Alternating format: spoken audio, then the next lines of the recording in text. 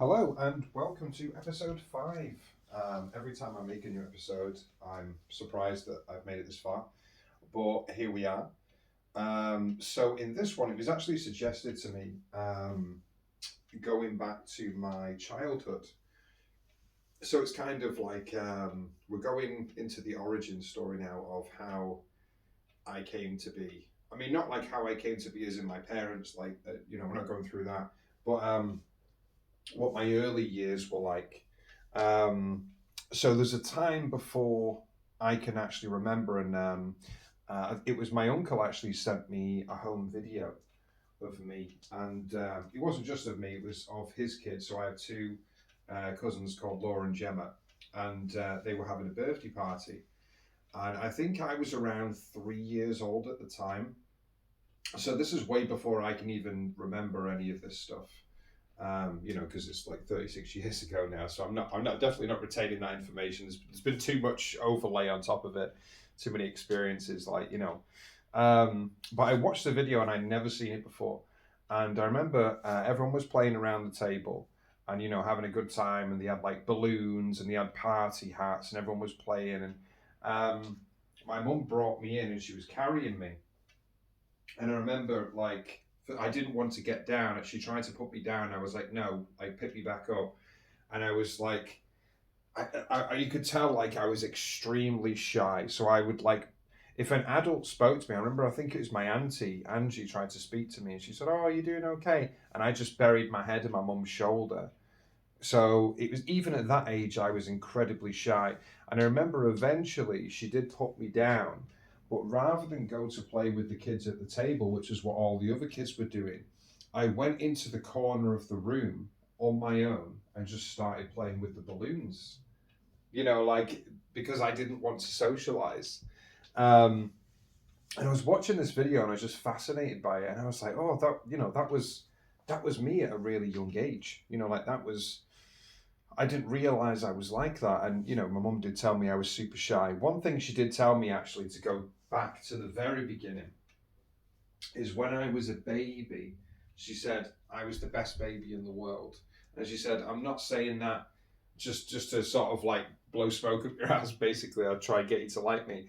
Like, honestly, she said, you were always smiling. Like, and not only that, she said, everyone used to love you. Like, my granddad used to hijack me from my mother's house, and sometimes he wouldn't tell her, and he put me in the back of the car, and he'd drive me back to his house with me. And she said everyone loved you as a baby because you were always smiling. You never cried. Um, she said the only time you used to cry was at the end of the night when it was time to go to sleep, because the first thing was you hated being in the dark. There's one thing that actually carried with me throughout a lot of my life. I can talk about that another time. Um, and you didn't want to be alone. So it was very so like if like as soon as she said as soon as I closed the door or tried to close the door, you'd start crying. And you'd be stood up in the cot like ready to play kind of thing. But she said, yeah, you were the best baby, because I have a brother and a sister, and both of them used to cry all the time. But that was my baby years. So apparently I was an immaculate baby, but then 2, 3 started to kick in, and I started to be quite shy around other people. One of the stories, and it's funny because I mentioned this the other day when I went to Worcester. I told it to Nathan. One of the stories, and because my romantic side set in quite early. And I remember it was in nursery actually, and I said to him, I said, look, no one can match this. No one's ever like started this early. They probably have. There's probably like still romance between kids and stuff. But I was in nursery, and I remember back then, because I probably this like I kind of peaked very early on. So when I was really young, I had this blonde hair and the fringe, and like I don't know, like for some reason a lot of the girls in the class liked me. So I think I peaked during this time, which is very early. I didn't know what was going on. So, and then things went downhill after about 11, 12, and just no one liked me. But so I peaked when I was younger. But all the girls in the class liked me except for one who didn't really show me any interest, and she was like the prettiest girl in the class, in my view anyway, as a kid. You know, she was called Stephanie. Um, she was like she had these eyes that were kind of like, it's almost like she must have had like one parent who was like Chinese, because her eyes were like that, and I just found it amazing. I was like, oh my god, this is the most beautiful woman woman. She's not a woman. The most beautiful girl I've ever seen in my entire life, and she had like a ponytail, and I was like, oh my god, she's amazing. And she used to have this gay best friend. I assume that the friend didn't know it at the time, because you don't know at that age, do you? But I forget who his name was. I think it's like Gary or Bruce or something. And let's just call him. I feel like I'm going to call him Bruce just for the purpose of this story, because I can't properly remember his name, because I did. He was like my worst enemy. I hated him because she only ever played with Bruce. Like she didn't play with any of the other kids, and she would go in. There was this area in the playground where they used to play hopscotch and stuff, and she'd just play in that area, and it was like a bit of a. It was like, if you imagine the wall sort of goes, it's like it goes into like a rectangle, and she'd just play in that area with him. And I was like, oh, I need to find an opportunity to speak to her. I need to find it. I just couldn't, because she was constantly just playing in that area. So I had to go to her, which was incredibly uncomfortable and nerve wracking. So one day I was like, right, this is my dream girl. We're meant to be married. We're meant to be like, this is, I don't. It would have been Romeo and Juliet back then. It probably would have been like Little Mermaid and Eric to me. You know what I mean? Like that would have been my ideal, or maybe Beauty and the Beast. But I went over to her. I walked up, and I'm just there, like knees shaking, like, like she glanced over at me because she could see me walking towards her, but she carried on playing. And then I sort of worked up the courage, and I said, Stephanie, can I ask you a question? And then she sort of like deliberated, and she was like, because she was very like bouncy, you know what I mean? But I suppose all kids are, but she was like, she used to do cartwheels, she used to do handstands, and I just thought, oh my God, she's amazing. Anyway, she was just like bouncing around, and she's like, okay. And then I said, will you be my girlfriend? So also, when I said, can I ask you a question? Bruce was there in her ear, just being like, say no, say no, say no. And I was like, fucking Bruce, mate, I'm going to smash you in the face. I was just like, fucking shut up, Bruce. Right. And then I said, oh, can you be my girlfriend? And again, he was like, don't do it, ruin your life, don't do it, don't say, And Stephanie, again, she was like deliberating. It felt like an absolute eternity. The space between me asking that question and her answering the question, I just stood there like like heavy breathing. And eventually she just said, yeah, okay. And I was like, oh my God. I was like, it felt like the luckiest boy of the world. And I was like, all right then, I'll see you later. And I just fucking bolted out of there, because I was like, look, I've done my job. I've done, I came here to do a thing. I accomplished my mission, and I left. I left successful. I did the thing. And it's funny because nothing actually changed. So you would think that like we would see each other every now and again in the playground and we talk about, but that's not what happened, because she carried on just doing the same thing that she did all the time, which was playing with shit Bruce in the corner, so like, but that's not the end of the story, because if that was the end of the story, it'd be rubbish. So what ends up happening is, and this segues into what happens in my childhood, blah blah blah, my tumultuous childhood. So 2 weeks later, it's my birthday, but my mother decides to move house, so I have to move school 2 weeks after I've asked out my dream girl, right? And the tradition is, if you're in the UK, you'll know this. If you're in America, you won't. The tradition is that you get like a bag of sweets, and you stand up at the front of the class when it's your birthday, and you hand out sweets to everyone. I think it's quite a weird tradition, because it's like, why am I handing out sweets to other kids on my birthday? Like, shouldn't they be giving sweets to me? But anyway, So I was standing up at the class, and it was like a bag of like lollipops or something. Not frozen lollipops, but like, you know, the I don't even know what they're made out of, but the lollies anyway. If you don't know what they are, you can look them up.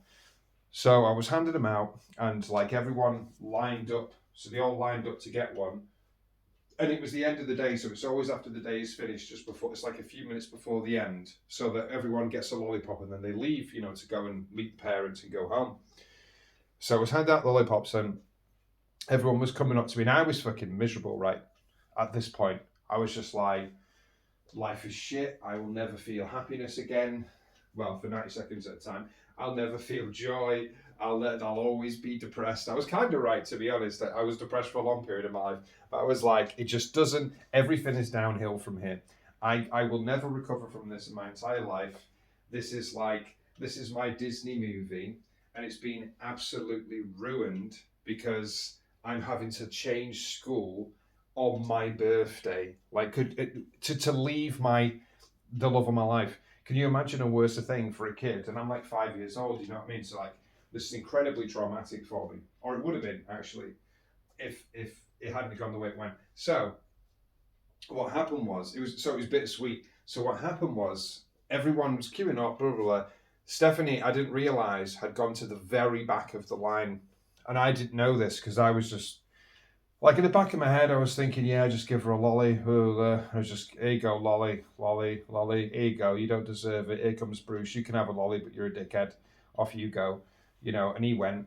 And then the very last person was Stephanie. And she sort of hesitated, and she looked at me. And the thing is, you know, she may have been autistic herself, because, you know, she didn't do eye contact very much. You know, that was one of the things. She very rarely looked at me. But she did look at me that time. Like, she had eye contact. I was like, oh. And what she did was she walked over, and she sort of went onto her tiptoes, because even for a kid, it was tall. Like, I've always been tall throughout my life, and I'm 6'2" now. So she went onto her tiptoes, and she kissed me on the cheek, and I was like, oh my God. You know, I was like, as a kid, I tell you what, right? I don't know if I'll ever achieve more than that, to be honest. I feel like at 5 I peaked. Like, that was the crescendo of my entire life, because, like, that's why I said before, it's bittersweet, because it was devastating, but also, like, I can't, like, imagine, like, because at 5 years old, your emotions are just everything, aren't they? Like, at that stage, your emotions are just so, everything is emotion. Everything is emotion. That's all you are, because there's no logic in there. There's no reason, just pure emotion. And all my emotions and everything that I had, all the love inside me, was directed towards Stephanie. And, you know, like, she was the source of all of my affection. All of that was good in the world, all that's amazing in the world was all like her. You know, she was like the center of my world. And when she kissed me on the cheek, I remember just going bright red. Like, because that's the thing, I do get embarrassed, and I can go red sometimes. I've not done it in a while, but I don't think I'd put myself into situations where I'll get super embarrassed. I think like a week ago I felt it a little bit, but I was on my own. But yeah, it tends to be when I'm stood up somewhere in public, a lot of eyes are on me, and I just start to sweat and go red. You know, I get really embarrassed, I get really shy. I've always had that throughout my life. But yeah, that story segues into, so this is what my childhood was, is my mum moved around a lot. Like, I think, like, before the age of 11, I must have moved around like about 8 times.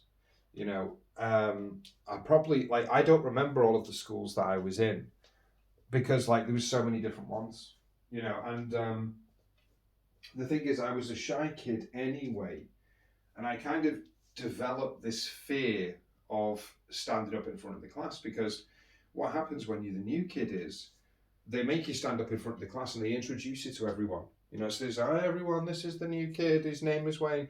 And I don't like being the centre of attention anyway.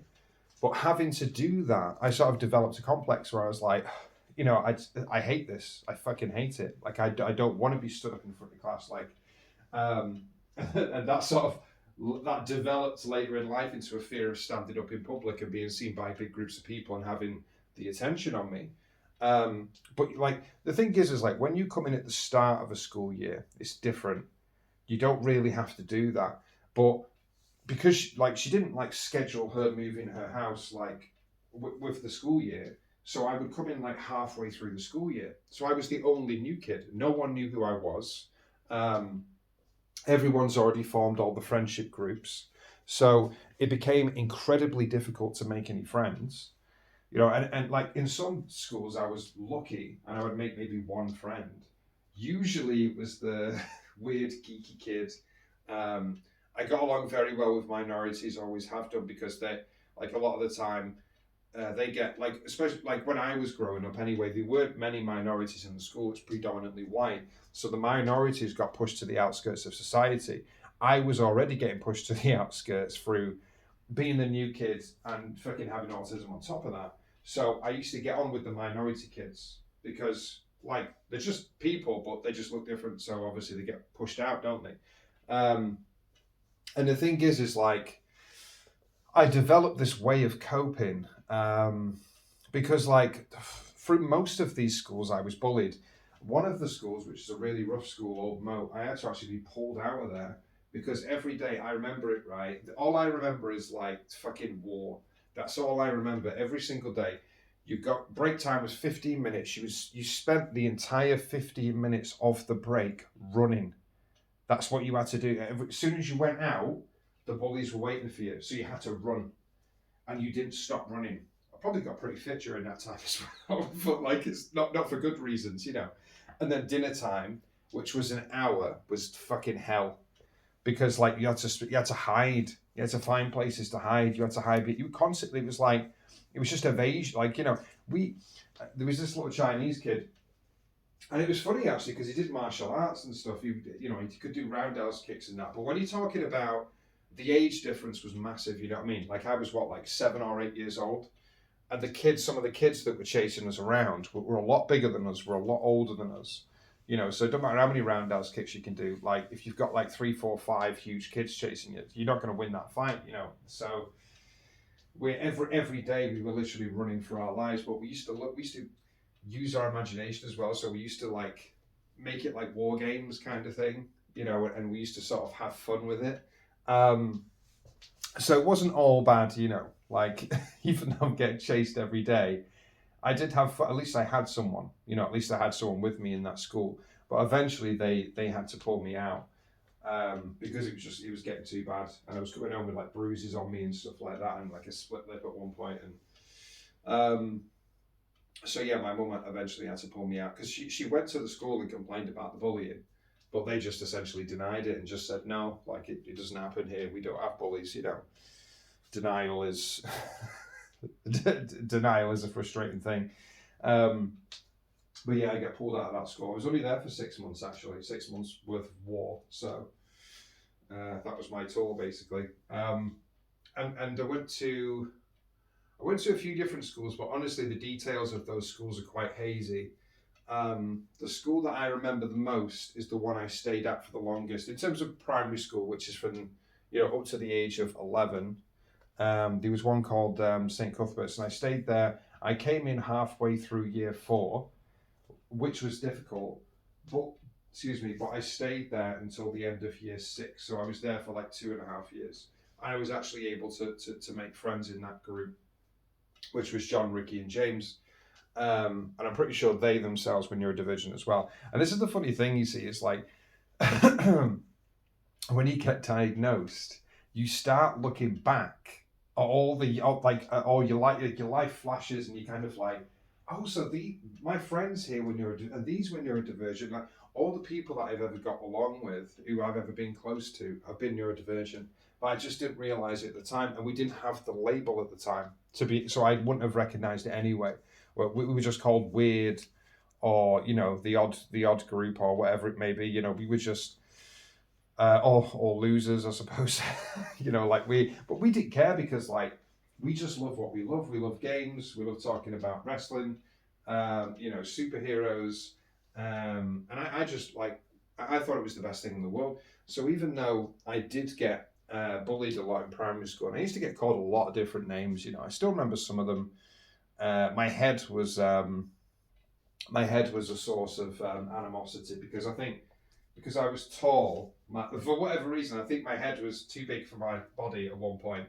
And, they used to call me like space head and fat head, big head, etc. Used to get called ugly a lot. People used to say, "Oh, no one likes you. You don't have any friends," that sort of thing. Even though I did have friends in that school, but they weren't in they were in my they were in like my actual class that I was in. So like I could only see them at break time and like dinner time because they were in a different class to me. So it did look so like within the classroom. It's like, yeah, it's true. I don't have any friends in this classroom. So I used to get picked on quite a bit in the specific classroom. And people would target me as well because I was tall. So because I didn't like confrontation, and because I just like to keep myself to myself, I became a bit of a target for anyone who was a bully that wanted to make a reputation. Because I didn't have a lot of people around me, I was an easy target. So a lot of people would try and start fights with me, which is you like. It's funny because like the last thing I want in the world is to be is like forever everyone's eyes on me. I just want to crack on and just carry on, doing what I want to do. But I've always attracted a lot of attention. I never liked it, because a lot of the time it wasn't attention that I wanted.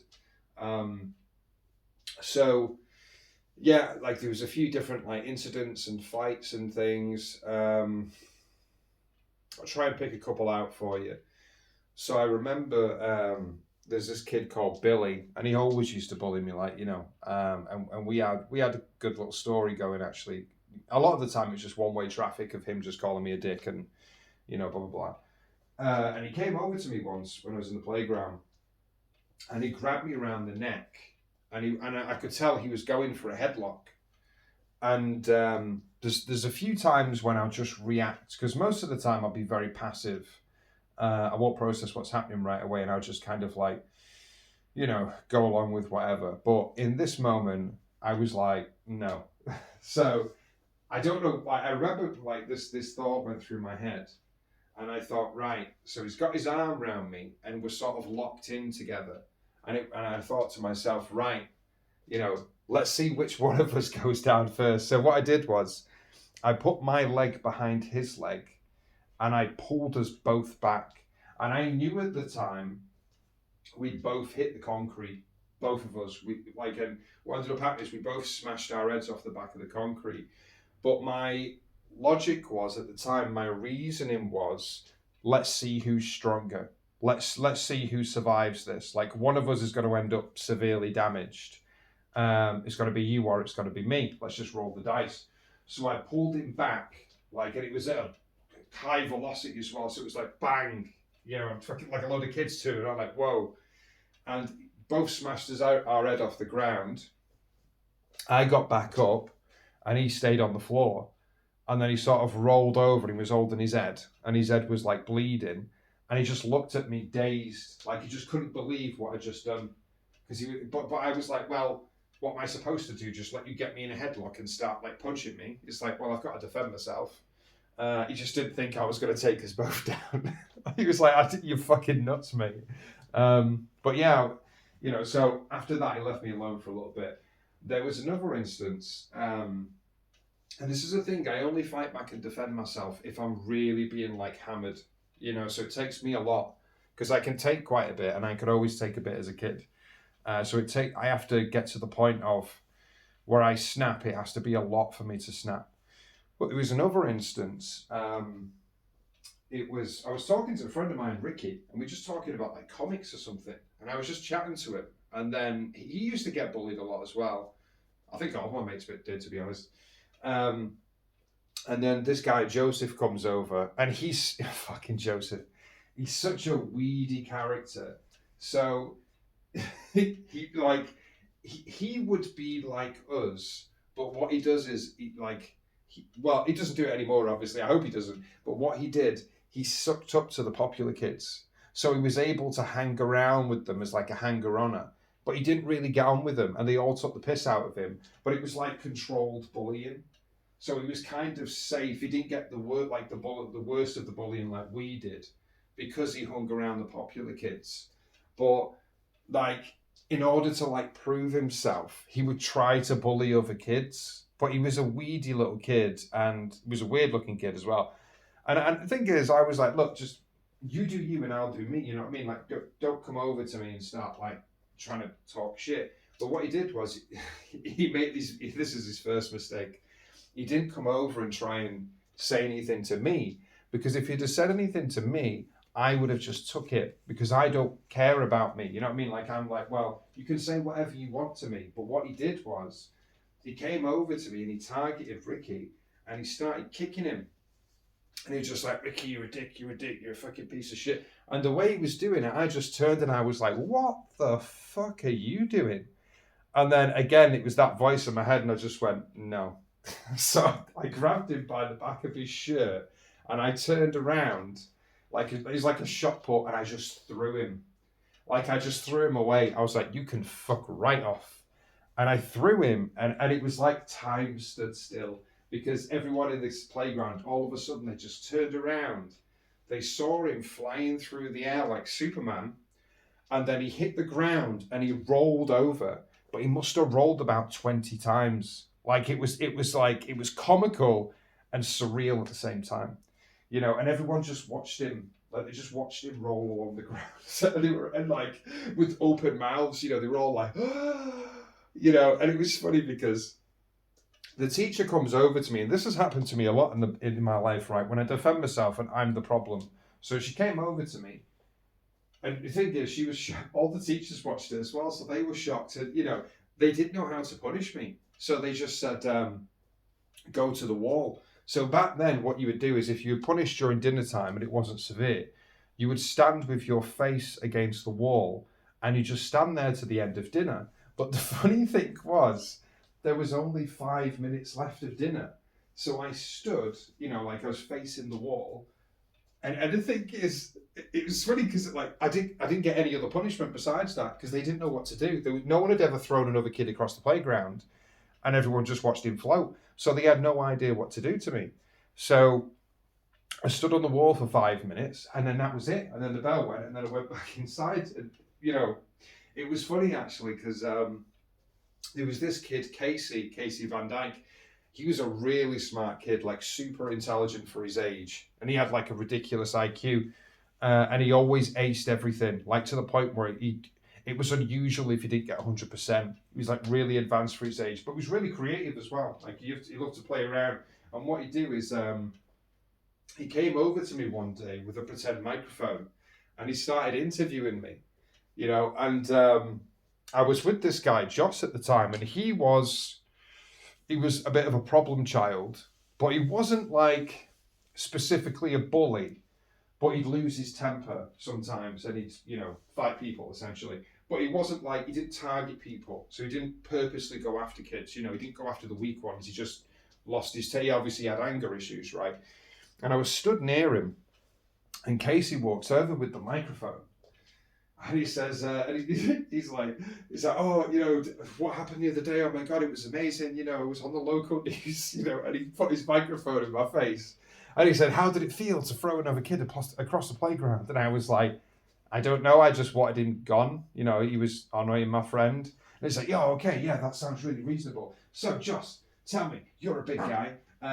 You know, if you had the opportunity, do you think you could throw a student across the playground like what happened yesterday? And then Joss was like, probably not. And he was like, oh my God, that's interesting. And then he put the microphone back to me and he was like, do you think in the future that you might be throwing any other kids across the playground if they decide to annoy you again? And I'm just like, I hope not. I hope they don't annoy me. And it was quite funny. It was funny. I did like Casey. Super intelligent, like, you know. And maybe I was a little bit envious / jealous of him at the time because everything just came so easy to him and he was so creative. And I think he was so like freely himself, freely expressive. And he didn't get bullied as like it. I think I probably still got bullied. Don't get me wrong, because he was the smart kid, so he probably still did, but not to the level that we did. Because I think certain kids actually respected Casey because he was quite a respectful kid. But you could say he had both parents as well, which was rare. Still, well, it's more rare today than what it was back then. But he had both parents. His parents are like sort of middle class, and you could tell like he'd been raised in the right way. He was very polite. you know, and I think that's why a lot of people didn't bother with him. Whereas me, I was more withdrawn, and I didn't, you know, I didn't respond to people. So I remember, because like people used to bully me and used to say things, I just used to ignore it because that's what they used to say back then. Just ignore it, just ignore it. I remember my mum actually said to me, I think I got, oh, that was it. I got punched at one point and I came home with like a black eye.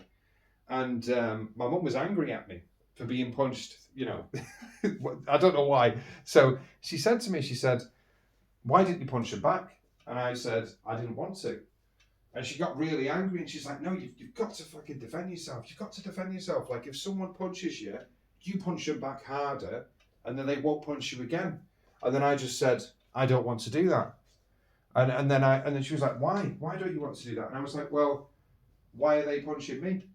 It's just like, it doesn't matter why they're punching you. I was like, well, you know, I think at the time I was like, I felt sorry for them in a way. I didn't know why, but I was like, why did they feel the need to punch me? Like, I don't understand it. Like, why do they feel the need to use violence? And I never felt the urge to use violent back. Like, I wasn't trying to prove anything. And like I said, I would only really defend myself if I suppose I felt like my life was in danger or like something would kick inside, like sort of go and kickstart inside me and it'd just be like, right, fight, you know what I mean? Like, so most of the time I didn't react. And I remember it was year 6 actually. And it's funny because in school, like I did okay, don't get me wrong. Like I probably did above average, but I was highly distractible, you know, and not only that, and this is one thing that I feel I should point out because this is vital, and this is one of the reasons why I didn't do very well. I've always needed glasses, right? But I didn't get glasses or contact lenses until I was 16. So, and I'm short-sighted, right? So throughout all of my childhood, the world was blurry. So I couldn't see anything. If it was close up, but it had to be, like when I say close up, I mean like, hold on, let me see. For me to see clearly, it has to be a foot in front of my face for me to see it clearly. And that's why I used to sit right up front to the TV all the time. I used to sit right near the TV and he used to say to me, yeah, oh, you know, if you keep sitting by the TV, you go blind, you know, if you sit that close. And I was like, yeah, but, and I didn't say this at the time. I was like, well, I can't fucking see it if I don't sit where I am. But I didn't know how to communicate. And the thing is, my mum knew I needed glasses because I went to the opticians and they gave me glasses. But what they did is she chose the cheapest pair and it was a fucking rainbow coloured glasses. And I was like, Mum, I already get fucking bullied. But again, I couldn't communicate that. I was like, look, I already get bullied enough as it is. What do you think's going to happen when I walk into school with rainbow glasses on? You know what I mean? Like, it just, there's no way. And she didn't say, well, if you don't want to wear them, then I'm not getting any more. So that was my punishment, was blindness. You know what I mean? It's like, so I couldn't see. That was the problem. I couldn't see. I couldn't see the board. I couldn't see what she was writing. And it used to make me really nervous. And I used to sweat and I used to get anxiety because copy down what's on the board. I was like, I fucking can't, mate. Like, and like sometimes I would try to copy off other people. They're like, why are you copying my work?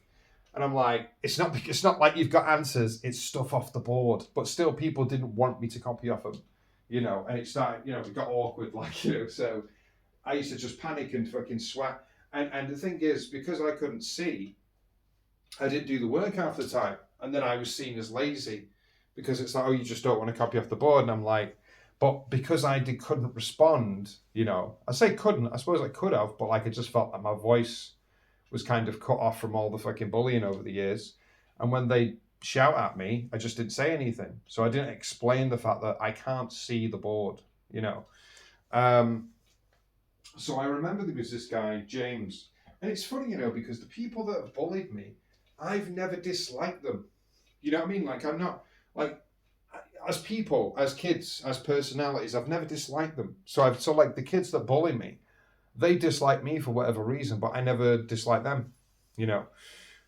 In a different universe, maybe we would have been friends, but because of, I suppose, I am the way I was the way I wasn't social, I didn't defend myself, they sort of preyed upon me kind of thing. But I remember there was this kid called James Atkinson, and I remember he was an alright kid. He was similar to me actually. He's about the same size. He had blonde hair. He was a little bit clumsy and a little bit dopey, and he loved the army for whatever reason. He was adopted actually, and people used to take the piss out of him because he was adopted. But he's still like again. I think he was a lot more social than me. Even though he was a bit like of a lumbering oaf, he was still more social than me. He wasn't as withdrawn. And for whatever reason, like one day, I think to be honest, I think looking back, I think it may have been my fault. I think he might have said something to me, and I just said, "Shut the fuck up, you're adopted." Because sometimes, every now and then, I will use my tongue, and sometimes it can be quite sharp. And he was like, "Right, okay, let's have a fight then." And he stood up and he tried to fight me in the classroom. I was like, "I'm not fighting you in the classroom." And then he said, "Right, I'll meet you after school then." I was like, "All right, whatever." It's just one of those days where I didn't give a shit, and it wasn't often that I did that. Some days I had a bad day, and I would fire back at someone if they said something to me, I'd fire back, but I'd be able to hit them in a place where I knew it hurt them, verbally that was. So what happened was we ended up meeting after school, and he said to me, he said, we're each allowed one friend. I was like, okay. So I brought this guy, Joe his name was, not Joseph that I threw across the playground. This is a different guy. This was I was friends with him, but Joe was actually quite popular because he was quite funny. But because of that, he didn't hang around us all the time because we were like targets. So he'd hang around us a little bit, and he did get on with us. And he loved wrestling as well, but he'd do it like, I suppose, to be honest, thinking about it now, I think Joe was ADHD. But anyway, so I brought Joe because I asked my other friends. He said, "Oh no, I can't stay after school. My mum would go crazy like." And he brought Joss, who I spoke about before. It's not exactly even in terms of friends if it turns onto a 2-on-2, let's just say that much. And I remember James, who walking down the road, and it was all very casual and very surreal because we were just like chatting, from a walk into this, like to the Coliseum, to the Gladiators Arena. And we go down the street, and it's like a silent street, and say, right, okay, and then we sort of stood facing each other and said, right, off you go. And then we just like stared at each other. And I was just like, go on then. He's like, no, you hit me. And I was like, what do you mean you hit me? You wanted to fight with me. I'm not going to hit you. And then he's like, no, go on, you throw the first punch. And I was like, I'm not going to throw the first punch. Like, you wanted to fight with me. I never wanted to fight. And he's, oh, come on. He's like, come on, hit me, hit me, hit me. And in the end, I think what happened is because we were stood around for like 20 minutes, and like Joss and Joe were just like, we're starting to get really bored now, guys. Like, either throw a punch or we'll just call it a draw and just leave. And I think James started saying a load of things to me that to try and, provoke me. And then I think eventually he walked towards me, and I thought he was going to throw a punch. But I don't think he was. I think, but because of the way he walked and he sort of came quick, I was like, right, okay. So then I grabbed him, I span him around, and then, like, because he span, when I sort of brought my fist down, it hit him on the back of the head, which was not my intention, but I was trying to, like, evade him. And then he went down, but then I kept hitting him as he went down. And I think I hit him 5 or 6 times. And the thing is, I didn't plan it that way. Like, I wasn't like, all right, I'm going to bludgeon you. But I think at that point, I kind of snapped because he was trying to provoke. It's not an excuse. I'm not saying, because he provoked me, I justified in what I did. That's not the case. I just kind of snapped. So I wasn't thinking. It wasn't like I was thinking. It was thinking reasonably or anything. And I hit him on the back of the head a few times while he was on the ground. And he smashed his face into the concrete, and like a stone went where his forehead was, and he was bleeding from his head. So Josh ran over when that happened because he had to pull me off, and he said, no. He said, it's done. Like, he's not winning now. Like, he's on the floor. He's out. Like, and he pulled me off, and I said, right, okay, fine. And then what happened was, just out of pure coincidence, that night, because I think it was like one of the last days of school or the last day of school. That night is the school dance, the end of year dance, the very last dance. It was funny because, I meant to mention this before. So every single week you would get student of the week, and it was based on behaviour. Now, there's however many weeks there are, every single person had one student of the week. Every single person in my class, except me. And Casey had won it twice, right? Maybe even 3 times, I can't remember, but it's at least twice. I was the only one that hadn't won it because I was seen as disruptive and I didn't do my work, etc. So I was punished, And then they gave it to me out of pity on the last week of the year.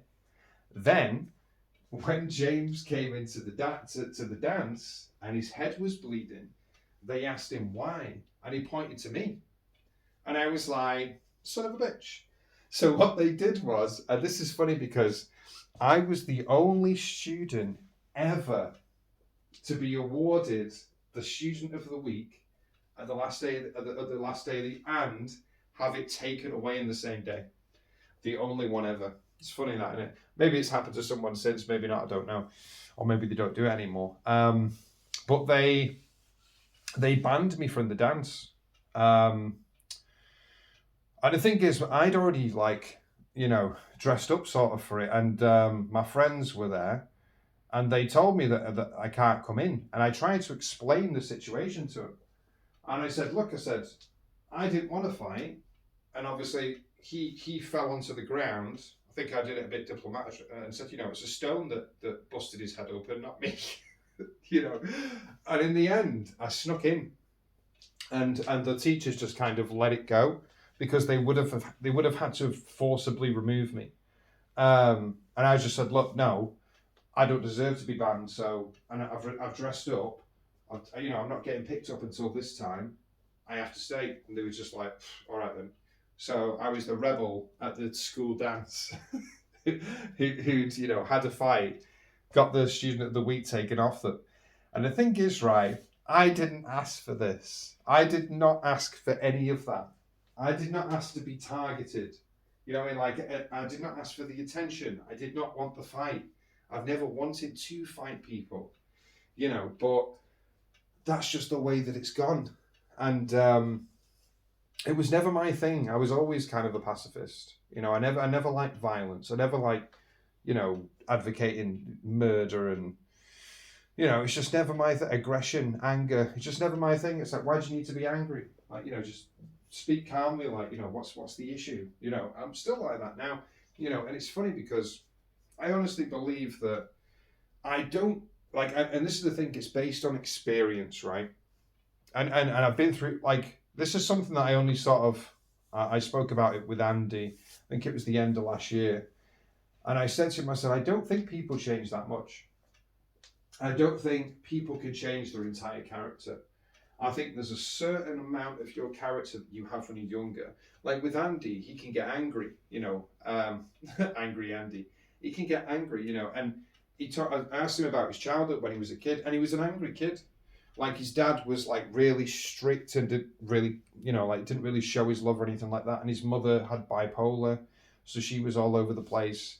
And he got quite angry at it because it used to embarrass him, his parents, and he had to look after his mother a lot of the time. And he was an angry kid, and he's an angry adult. He's in his 60s now. But he's not changed that much from the kid that he was. And I think there's parts of me that haven't changed. I didn't like violence. I was never a violent kid. I'm not a violent adult, so I think yes, we can improve upon what's already there, but I think the character, that the core of who we are is set. It's kind of set in stone. We can build around it. We can build good habits around it. Don't get me wrong. We can learn about boundaries. We can, have a better support group. We can feel better within ourselves. But I think the core of who we are stays the same. I think the story is continuous. So I think who you are as a kid and you develop into a teenager and then you develop into an adult, I think it has it it makes sense, you know what I mean? Like you can see the kid and the adult and the adult and the kid, you know what I mean? Like you can see it, you can see the development, but at the same time they're not that different. Like if I was to see people from high school, and I have seen people from high school since, you know, years later, 10 years later, 12 years later, they're not different. They're the same people, you know, and it's the same energy. That's the thing. And I'm the same energy.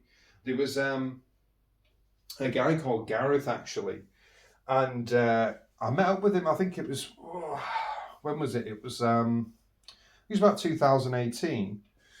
So you know, you're talking still a good. Was it 20 years, something like that, after high school? And he's still the same guy. Really good looking, tall, curly hair. Looked like he should be in like a boy band. He was really athletic. He'd do football. He'd do like lacrosse. He'd do everything. He'd do all the sports. All the girls loved him. Dated a lot of different girls. He's just naturally good looking, like, you know. And I ended up seeing him in the bar. And I was like, oh, you are right, Gareth. And I never had a problem with Gareth, even though he knew all of the popular kids and some of those used to bully me. But he himself, he never did. He never bullied kids. You know what I mean? And I ended up chatting to him, and he's, you know, he sort of like looked at me. He's like, "Oh, I've not seen you in ages," and it really, like, he had to think back, and he was like, he said to me, he said, "You know, now I think back to school," he said, "I can see it, like how much you were bullied by other kids," and he said, "You know, the way I look at it is, he's like, I was always part of the team. I was part of the football team. It's like a lot of the guys in that football team were the bullies." So he said, I was always protected because I was one of the boys. But he said, with you didn't really have any protection. You weren't part of any single group. So people used to target you.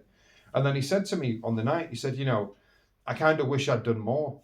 You know, looking back now, he said, I kind of wish I'd stepped in and said, leave him alone. And, you know, he felt a bit guilty about it. I said, don't worry about it. You know, I don't hold on to the anger. I'm not bitter about it. It didn't destroy me. You know, like it's fine. You know, I'm still cracking on with my life. I'm still having a good time and all that sort of thing. And he ended up hugging me and stuff in the end. But I suppose you do get that. I have had that from a few different people. Even James. You know, James came back to me years later and he apologised and he said, you know, I'm really sorry about the way I treated you. He said, look, I was adopted, you know, at a sort of later age. I was dealing with a lot of things, you know, like I had a lot of anger as a kid. And he said, I took out some of it on you. And he said, do you forgive me? I said, yeah, of course I forgive you. You know, and he said, oh, you know, that means a lot to me.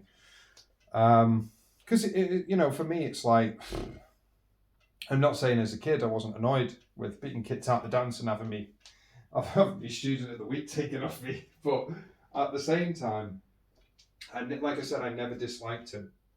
I never disliked any of the bullies. I remember in high school, so Billy, the one I told you about before, where he sort of tried to headlock me and then I sort of sweeped him and he hit his head on the... There was another... So I am missing a bit out here, actually. So I went to... I was going to skip to high school then, but I'm not going to skip to high school now because there's an important bit in between that before high school. So all of the kids from St. Cuthbert's, not all of them, but most of them, went to Barlow. And I was enrolled to go to Barlow, and I even went there as an induction day. But what happened was my mum, who had been with my stepdad for years, who was abusive, and eventually she'd had enough of something had happened that had spooked her. I know what it is, but it's quite dark, so I'm not going to mention it right now. Maybe I'll mention it down the line, but yeah, it's quite a dark thing to do, like with kids and stuff, like, you know. So she decided to run. But she was the thing is, he was, so to describe him a little bit, like he was bipolar first of all. He was on medication, which he took on and off. And he used to drink. He was an alcoholic. And I think it's the one thing that you don't do with that sort of medication is drink. And he had, you know, bipolar on top of that. He was like, I think it's like when he was sober, he was okay.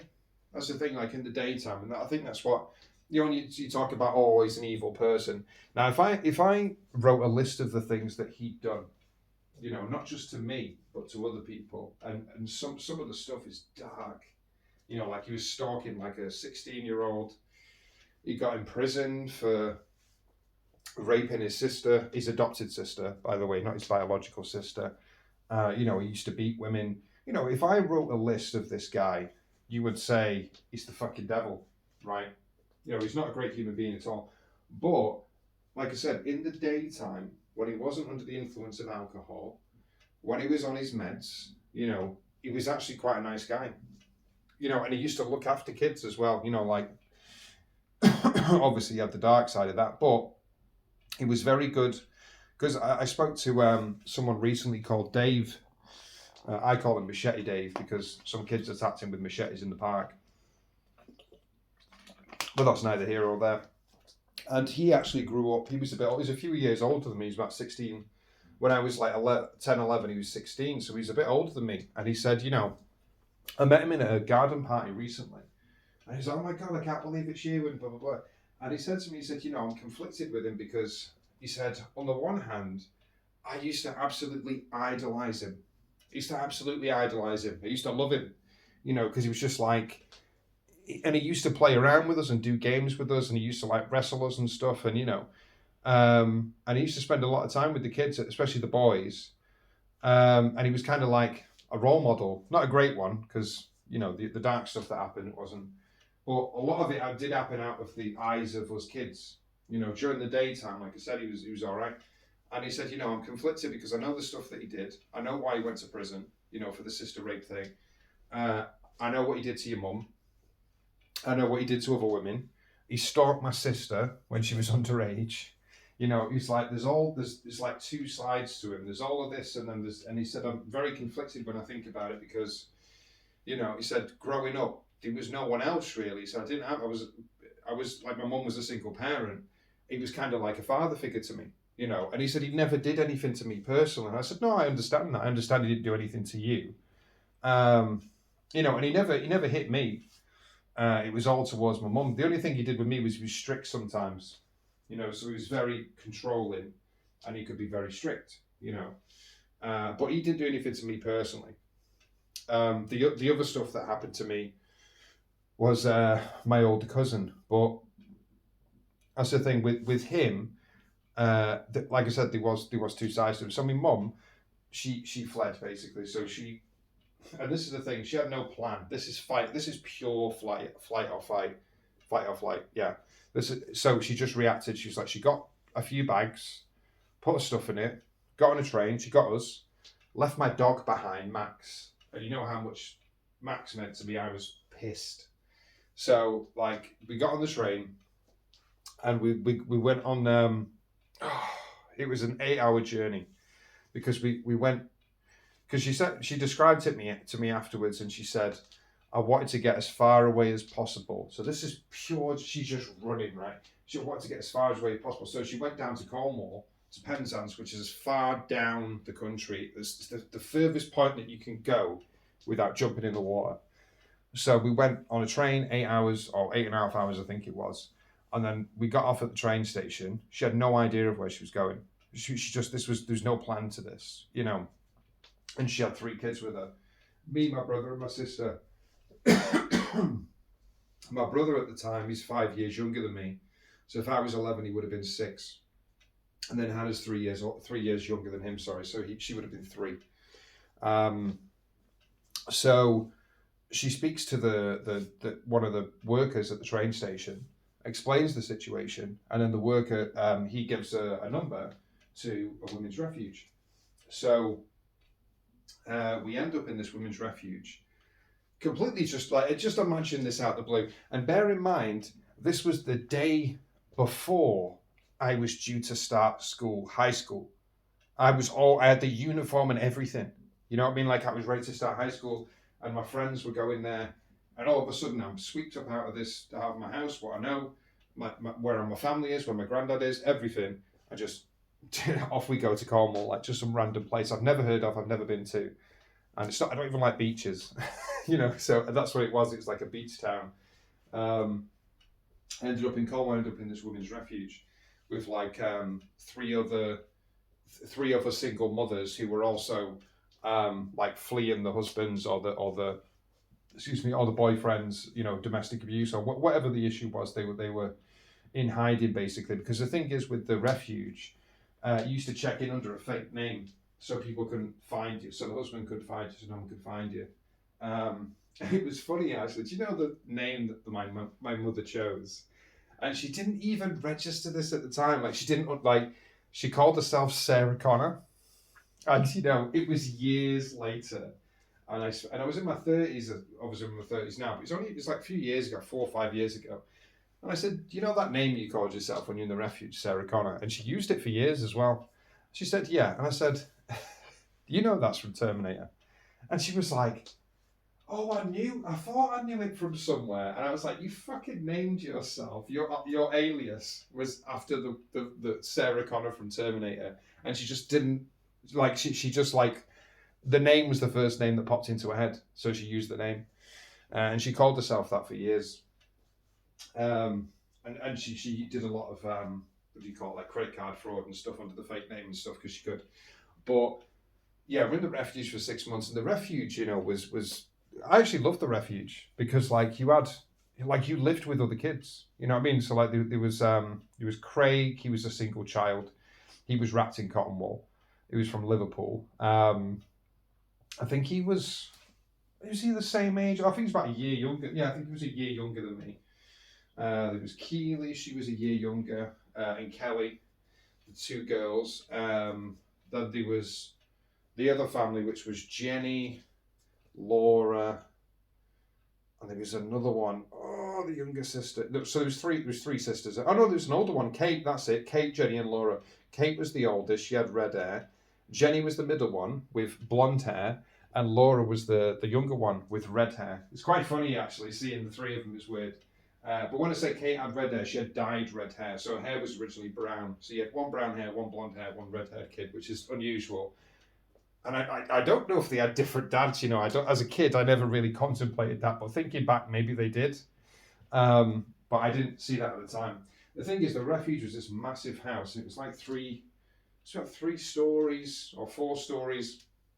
And a lot of the time you had, because you only actually had one bedroom. So, like, I remember until you moved up. So one of the family that was in there the longest had the best. So they had this big bedroom. It had 2 bedrooms. So at the very best, you had 2 bedrooms. That was the first family who'd been there the longest. But the rest of us just had 1 bedroom between us. So you're talking like all the kids, the parent, everyone had to stay in the same bedroom.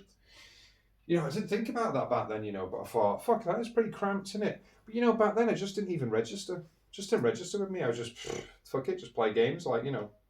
I mean, it's not like my mum was always in the bed. Like, as soon as we got up, we only slept there, you know, because the house was so big. Like, it was a living room, dining room, kitchen. You had the outdoor area, which had, like, climbing frames and that. So as soon as you got up, you got dressed and you just cracked on, like, you know, so you didn't spend any significant time in there. Plus, my mum would be in there in the daytime, so sometimes we could come back to the bedroom and, like, play with the figures and play castles and stuff. Like, I used to do that with my brother. But yeah, I quite enjoyed it, being in the refuge. You know, it was quite fun. It was a bit of an adventure. We all knew each other. We all had to live with each other. You know, there was still a bit of friction sometimes, but, you know, they were all right. They're better than the bullies anyway. It was the school that I didn't, you know, so I went to a school called Humphrey Davies High School. It's the first high school I went to. And I was 11, 12 years old at the time. And yeah, I made some friends there as well. You know, like, and those friends, there was Chris, John, Sam, Lee. I think that was it. It was Chris and John who I was the closest to. Oh no, and it was fucking Chadwick. Chadwick was a bastard. I remember Chadwick. Oh, Chadwick was friends with them before I came in the previous school, and he was just such an annoying person. And he was like this gangly kid with buck teeth, but he was like clearly middle class, but not the good middle class like Casey, where he's a nice person. The shit middle class where he just hates everyone, you know. So yeah, I actually sort of had a mini fight with him once, and it was a build up though. Like, he was always nasty to me, always very dismissive. Go away, Wayne, go away. No one likes you. No one likes you. And eventually, again, I just snapped and I tackled him on the top of a hill, and we rolled down the hill together. You know, if it wasn't me and him, my arch nemesis, it would have been quite romantic. So we were rolling down the hill, and it just so happens the way we land, he pins me. He's on top of me, you know, and then so he like as he pins me down to the ground, my friends are running down, like, oh my god, you know, like trying to chase us, and he goes to punch me, and I move my head, and he punches the grass. And then he tries again. I move my head again, and he punches the grass again. I was like, shit, I've got to get out of this somehow. And you could tell, like, the look on his face, the expression, he's really angry. He's just like, he's like trying to kill me. And I'm like, right, it's fight or flight again, innit? So what I do is I shift under him a little bit. So my hips are sort of free behind him. And I bring my leg up and I sort of bicycle kick him on the back of his head. And then he rolls forward. Like you could see when I kicked him in the back, he did not expect it. He didn't expect to be hit from behind, and especially that hard because I was wearing school shoes. So it's like bang, and he just went, and he flipped off me, and he was proper dazed. Like, you know, I think, to be honest, looking back, I think he had a concussion because like the kids were like, "Oh, you all right?" And the way he was answering the questions, I don't think he was even coherent. You know, after that, he still didn't like me after that, but he didn't like go as far as what he did, you know, because like when I tackled him, like I'm pretty sure he crossed some sort of like he spoke about my mum or something like that, you know, like he said something to that degree. He might have even mentioned the refuge or something, and then that was when I tackled him. So yeah, he was still a dick, but he didn't direct as much of the attention to me after that. But yeah, that John and Chris, really creative people. We used to make characters up, and I used to call them what was that? I used to call him Jim Bob and John Boy. Because the thing is, Chris's name, it had nothing to do with Jim. He's like, why do you call me Jim Bob? I was like, it's just your name, innit? You know, and to be honest, like I started to like really have fun with those guys. Like I think my imagination started to come out, and I sort of, because they were both harmless, like, you know, like John and Chris. And it wasn't as rough as what Manchester was.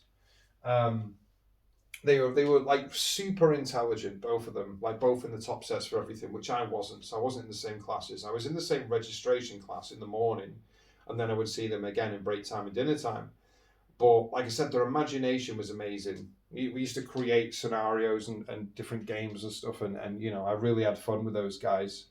And that was one of the very few times. You remember I told you about I had a fear of performing in front of people, and you know, during that period I actually joined an after school drama class, and there's parts of it that I fucking hated. I tell you what, like be getting up in front of people, but there were parts of it I actually loved, like because I love playing characters. I love, like, you know, imitating the emotions and pretending to be someone else, because it like took me out of myself for a bit. You know, it gave me a reprieve. It gave me a break from the character that I'm supposed to be playing now. You know, autistic Wayne trying to fit in with the other kids. You know, it took me out of that character, and I could play different characters, and I thought it was amazing. It just felt like freedom to me. But you know, the drama, and the teacher was so good as well. She was really creative. She used to invent games, and I'd never seen an adult invent games like I used to do. I used to make my own games, but I'd never seen an adult like that. And she had a childlike side to her, which maybe I didn't fully comprehend at the time. But yeah, she was a really good teacher, and really sort of considerate as well. Like even if something happened, like she wasn't one of those where she allowed bullying or allowed someone to be like embarrassed and like people to laugh at them. You know, she would intervene. You know, and she wasn't a teacher that would blame the victim. Like a lot of the time throughout my life in school, someone would start a fight with me, I would end it, and then I'd be blamed, you know, for antagonizing them or whatever. And I was like, how am I being, you know, and I used to get punished for it, you know, and that was what happened a lot of the time. So yeah, I really enjoyed drama, even though there were some really embarrassing moments of sweating, and you know, when I had to get up and perform. There was this. So the assignment was you make your own play, But at the end of it, you have to say, I've got it, right? That was it. That was the only thing you had to, something the teacher came up with. Like, okay. And I was, because no one, like, for whatever reason, I don't know, I think, like I said, maybe it was shyness, maybe it wasn't, but like, no one wanted to pair up with me. So then I had to pair up with this guy called Roger. And Roger was a little bit slow, but he was an all right guy. He was just a bit simple. And I paired up with him. And because we were the bottom of the pile. And we decided, like, we're trying to think of a scenario, but I was panicking because it's like, you've got 5 minutes to come up with something. And I was like, what? 5 minutes? And it's like, you've got 5 minutes to come up with a 5-minute show.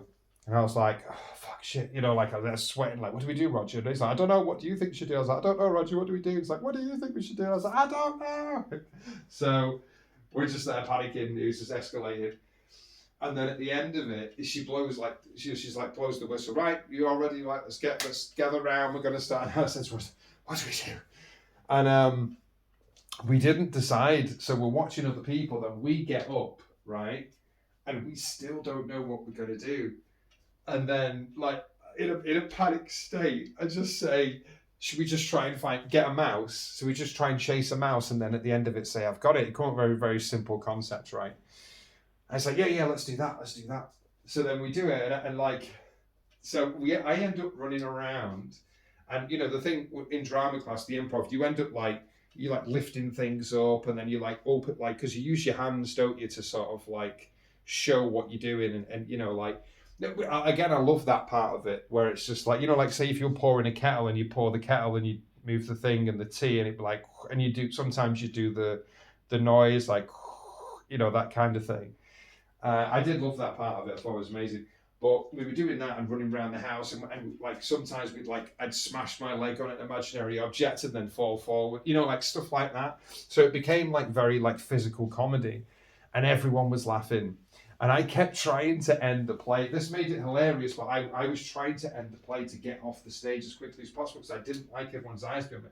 So I kept saying, I've got it. And then Roger would be like, no, you haven't. He's over there. And I'd be like, fuck. So I'd have to keep going. And then I'd try and do it again a minute later. I've got it. And he's like, no.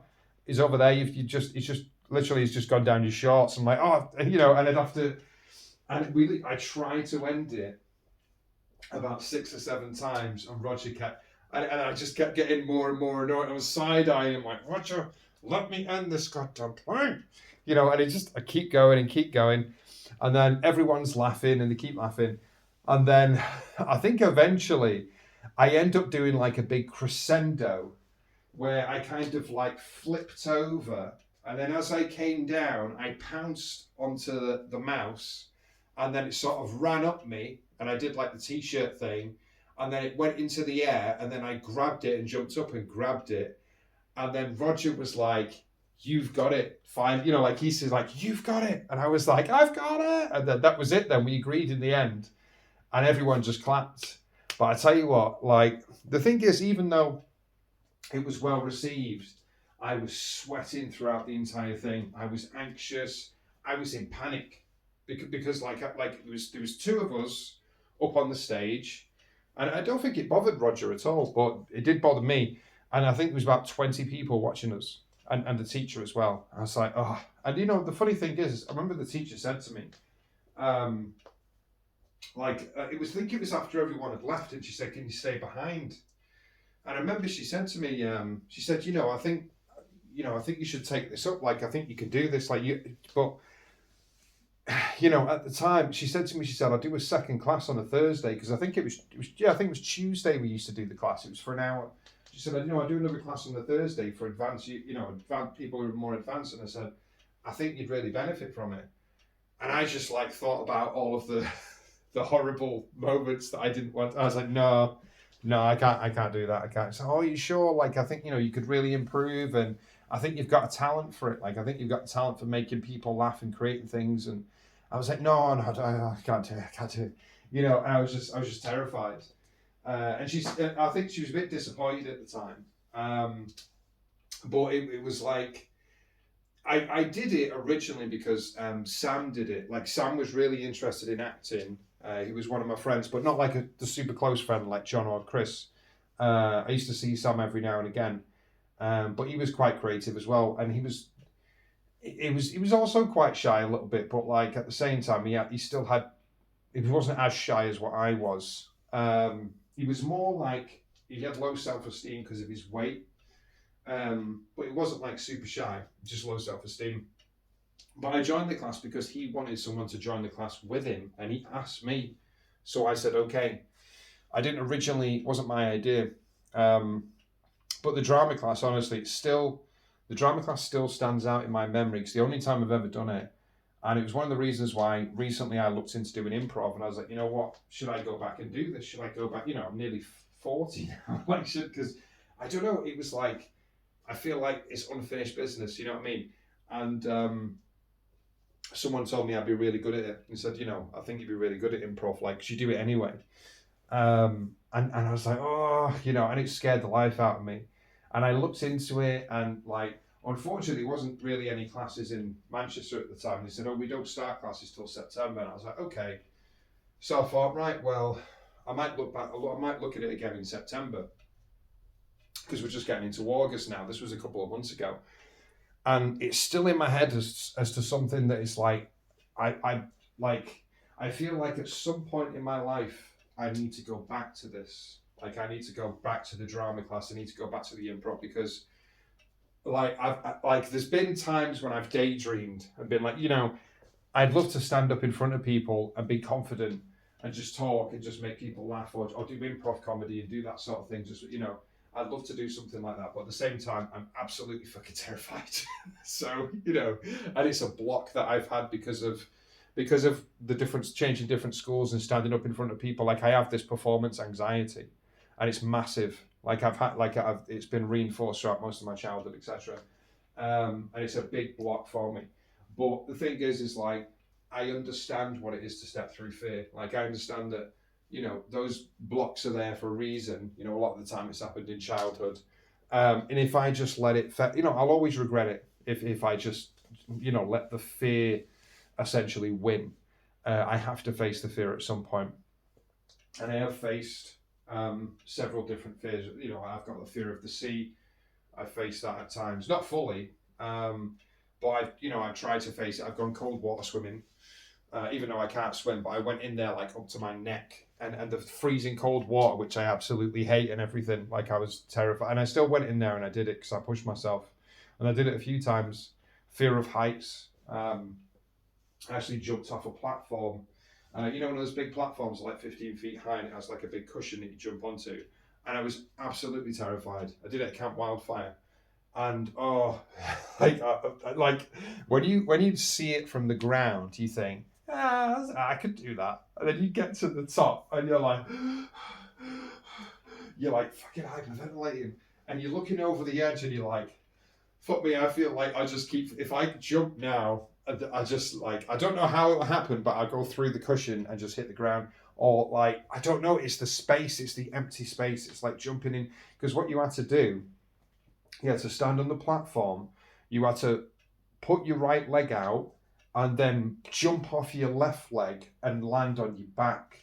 And I was like, that is not fucking natural to me. Like, if you said jump forward, that'd be different. But like, to jump and go backwards, I was just like, because it's like, it is proper like a trust fall, and the universe is kind of like that. It's kind of like a trust fall, isn't it? Let go of control. But honestly, I was terrified. My entire body, the fear, the anxiety that I was holding within my body, it's not like intellectually or spiritually, I didn't think you're going to be okay. Like the reason center of my mind, which at that point I think was shut off near enough entirely, would have been like, you will be okay. You won't injure yourself or whatever. And even if you injure yourself, you recover.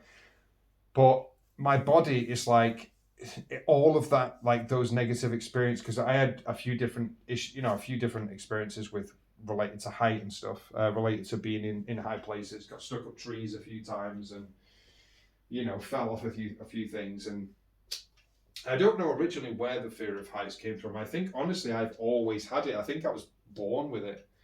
I've just always panicked when I'm too high up and I feel like I can't get down again. And I'm going to fall, basically. So I don't know, I think I was born with it. But I faced those two fears. getting up in front of people.